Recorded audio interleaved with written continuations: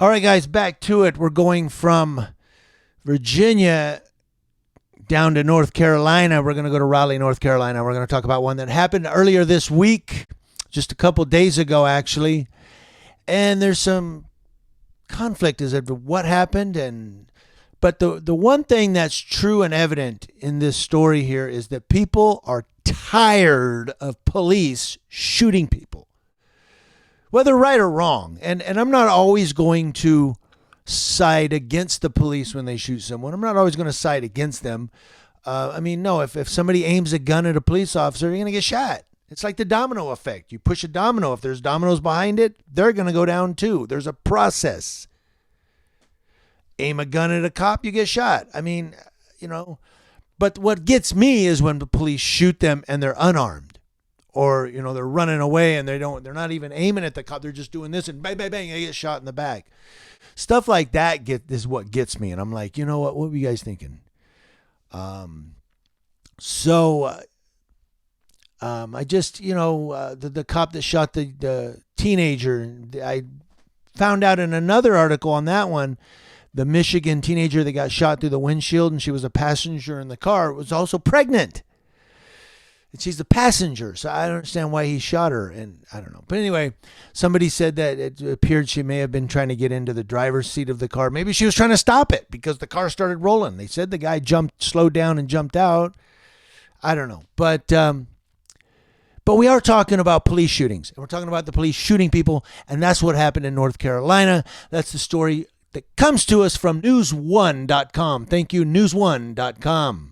Police in North Carolina shot a man in the back who was apparently fleeing after allegedly stealing pizza from a nearby store, according to video that was filmed and recorded immediately following the shooting on Tuesday afternoon. That was March 10th. The Raleigh Police Department later identified the victim as Javier Torres, a 26-year-old man who was being treated at a hospital for his wounds. And the extent of his injuries was not immediately clear. A woman managed to film 3 separate videos of the aftermath, including an overwhelming police response by multiple vehicles. The video doesn't show much else as they were filmed at a far distance from where police were responding, but it was the narrative provided by the woman filming and others nearby that was even more significant. The woman, who was clearly shaken, recaps what the camera did not film of Torres, who she and others mistook for a teenager. Speculating Torres couldn't be older than 16, the woman filming explained in part what she had just seen. She said, quote, "He was running with a pizza and they shot this little boy."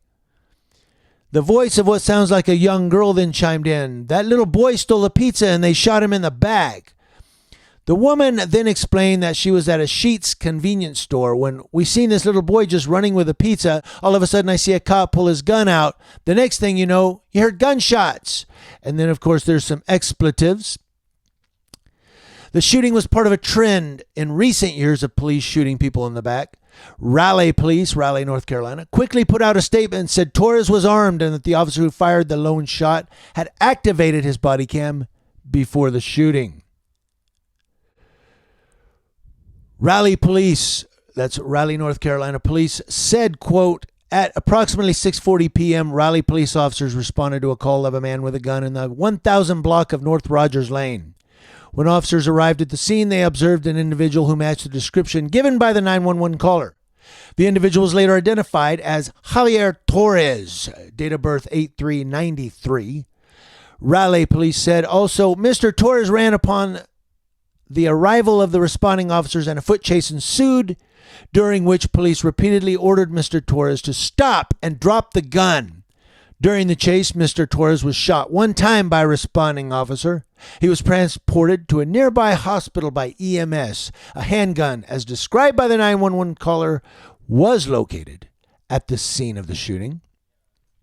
The statement did not make a reference to where on his body Torres was struck.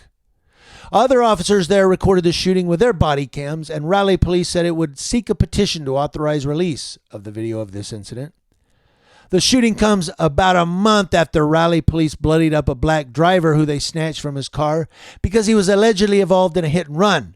A bystander filmed the video of Braley Batista, who ended up with a black eye and other bruising from an officer.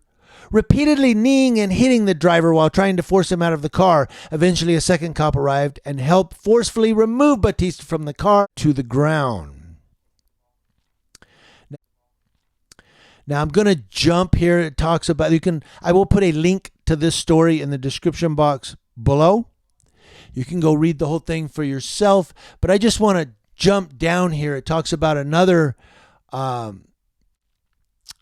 black man that was shot and killed by Raleigh police in 2016, and a gun was found and so forth. They talk about that, but what I want to do is jump down here to this week and the other night, when following the visit to Raleigh Police Chief Cassandra Deck Brown's home, CBS 17 reported that a large crowd appeared in downtown Raleigh and then marched through downtown to the state capitol building early Wednesday morning. That was the 11th. During the march, the group, with some carrying signs, chanted, "Whose streets? Our streets," and blocked Salisbury Street at the state capitol in Raleigh, Durham, I guess. Many police units were nearby during the demonstration. The protesters then went to the governor's mansion and snatched the American flag from the home and burned it in the street. So let me sum it up for you and give you the moral of the story here. I know I said a whole lot. I'm reading fast. I'm talking fast, and I apologize. But I'm not going to go through it again. It's just a lot there. But the gist of this, in a box, is that this guy stole a pizza and took off running. Somebody said he had a gun.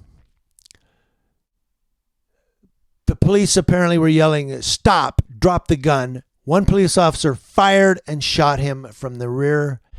A lady yells, "Oh my God, they just shot that boy. That little boy stole a pizza and shot him." It turns out it's not a little boy, but it's a 26-year-old named Javier Torres. To which they did find a gun nearby.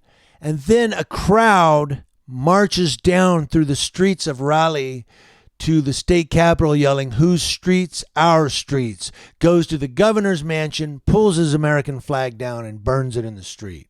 So people are sick and tired of these shootings. Now this one, I don't know. I'm not going to totally go against the cops on this one. I'm not going to side with the crowd. Because what if the guy had a gun? And there's not a whole lot of information. Believe me, I always look through 3 or 4 different mediums, ABC, CBS, CNN, and all these Fox and all these different ones that report on these. And they're all pretty much saying the same thing. Nobody's really saying, did he aim the gun at the cops? Did he, turn? Or they're just saying that guy with a gun stole a pizza, guy with a gun ran, guy with a gun got shot. They found his gun. So again, I'm not really going to just go against the cops on this one. But I will say, by all of the editorials that I've done over the last couple of years, by the cop watches I've done, by some of the law enforcement officers that I've had get pissed at me when I'm just standing here silently, and they come and get back, or you're going to get arrested. And they get in my face, and I'm like, dude, what the fuck is your problem? I'm 50 feet back. What I'm saying is I'm starting to understand the tensions and the frustrations that the communities have against their police departments. There's a tension and a frustration. They're sick and tired of it. They want police violence to stop. Did they have to shoot this guy? I don't know. I wasn't there. I don't know if the guy turned with the gun. I don't know what happened. Apparently they found the gun nearby where he was shot. But people are getting tired of violence by law enforcement. And I don't know, maybe they need to find another way to do community policing. I know I've come, like I said, I've come in contact with actual police officers that literally, I had them in Hemet. They walked about 100 feet across a huge part of the city's dirt area by the sidewalk and the railroad tracks to tell me to go all the way back on the sidewalk. I said, look, I'm about 100 feet away. All you're doing is searching a car. Yeah, but you're trespassing, see, and you're in our investigation. And they came over to bully me, basically, because I was recording them. That's all it was. Guy's got a camera. That motherfucker's got a camera. Let's go kick his ass. That's basically what it was. And that's why I put my foot in those Hemet police officers' asses and broke it off at the kneecap. And anybody that doesn't like that, tough titty, said the kitty, but I'm not going to be bullied around. I wasn't breaking the law. I wasn't interfering, obstructing, delaying.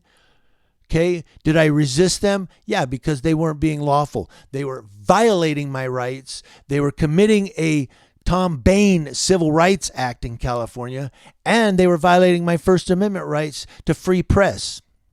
So what I'm saying is I'm understanding these people in Raleigh, their frustrations and their tensions when they go to the state capitol and they just start to pull American flag down and burn it. That burns me a little bit, being an Army vet, but people are pissed off and it's time for change.